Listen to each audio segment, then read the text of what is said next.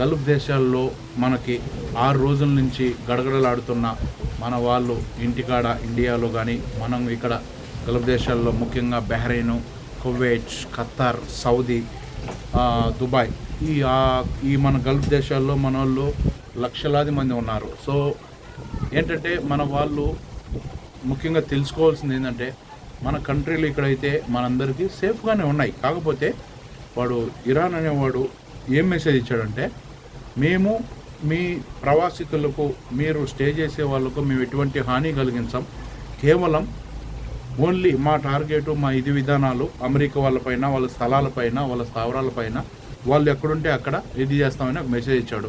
So మన వాళ్ళు ఏంటంటే భయభ్రాంతులకు గురవద్దు. ఎందుకంటే గతం 25 ఏళ్ల కిందట కోవిడ్లో ఏదో జరిగిందని చెప్పేసి మనకి అదేలాగా ఊహించుకొని భయభ్రాంతులకు ఇంటికాడ భయపడను.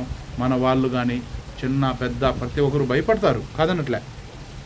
కానీ ముఖ్యంగా మనం తెలుసుకోవాల్సింది ఏంటంటే ఇక్కడ వాళ్ళ దళాలను వాళ్ళ స్థావరాన్ని కూల్చేసి వాళ్ళకు యుద్ధాలు పడి ఇచ్చేసి వాళ్ళకి ఎన్నో జరిగినాయి. కాకపోతే మనకి కొద్దిగా ఓపిక పట్టండి. ఒక 4-5 రోజులు పట్టచ్చు, ఎన్ని రోజులు పట్టచ్చు. టెంపరీగా మనకు అన్ని ఎయిర్పోర్ట్లు అన్నీ క్లోజ్ ఉన్నాయి ప్రస్తుతానికి.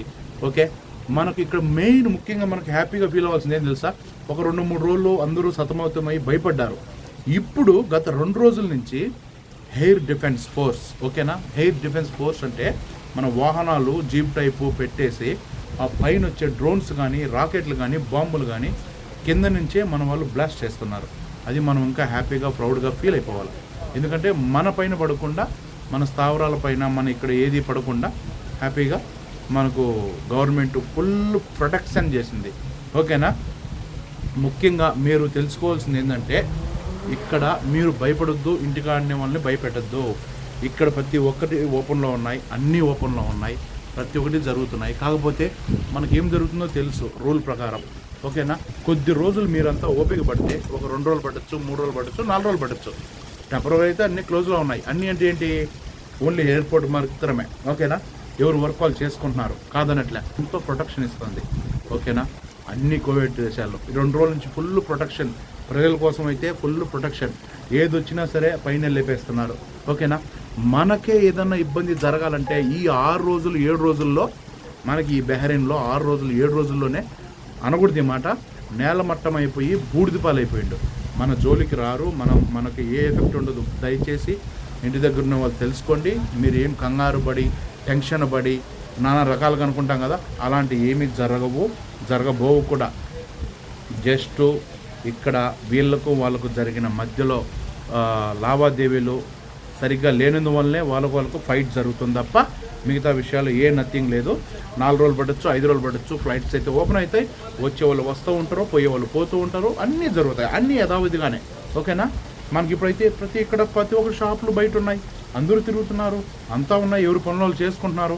కాకపోతే అవి ఇప్పుడు వాళ్ళ స్థావరాలపైన, వాళ్ళ దళాలపైన ఈ గల్ఫ్ దేశాలలో వాళ్ళని నాశనం చేయాలా, వాళ్ళ స్థలాలు నాశనం చేయాలని చెప్పేసి వాళ్ళు కూల్చేస్తున్నారు. సో ఆ కూల్చడం వల్ల ఏమైంది, మనోళ్ళు భయభ్రాంతులకు గురైపోయి బాగా భయపడుతున్నారు అన్నమాట. అటువంటిది ఎవరు మీరు టెన్షన్ పెట్టుకోవద్దు. మనకు ఇప్పుడు వచ్చే సౌండ్లు, మిసైళ్ళు, డ్రోన్స్ అవి ఏమవుతాయంటే మన వాళ్ళు కింద నుంచి బ్లాస్ట్ చేస్తున్నారు, అవి ఎక్కువ సౌండ్ వస్తున్నాయి, అది ఇంకా మీరు బాగా భయపడుతున్నారు అన్నమాట. సో ముఖ్యంగా తెలుసుకోండి, మన వాళ్ళు దయచేసి ఎటువంటి విధి విధానాలకు గురి కావద్దు. మనం ఇప్పుడు భయపడితే ఏమవుతుంది, టెన్షన్ పడతాం, హార్ట్ అటాక్ వచ్చేవాళ్ళు ఏంటంటే ఇంకా నానా రకాలు. అంత ఫ్రస్ట్రేషన్ ఎందుకు, అవసరం లేదు. అవునా కదా, అంత అవసరమే లేదు. సో ఏదైతే అది కానీ అని దిట్టంగా, దృఢంగా, బలంగా ఉండాలి తప్ప వచ్చేది ఎక్కడి నుంచి అయినా వస్తుంది. కానీ మనం సేఫ్గా ఉంటాం. దయచేసి అర్థం చేసుకోండి, ఎటువంటి ప్రాణ నష్టం లేదు. అక్కడక్కడ ఏదో ఇది తప్ప ఎటువంటి ఎఫెక్ట్ లేదు మన వాళ్ళకి. ఇక్కడ కంట్రీలో బతికే వాళ్ళకి అన్నీ సమ్యంగా జరుగుతాయి. ఓకే, దయచేసి థ్యాంక్ యూ, అర్థం చేసుకోండి. Thank you so much. నేను మీ రెడ్డి ప్రసాద్, బహ్రెయిన్.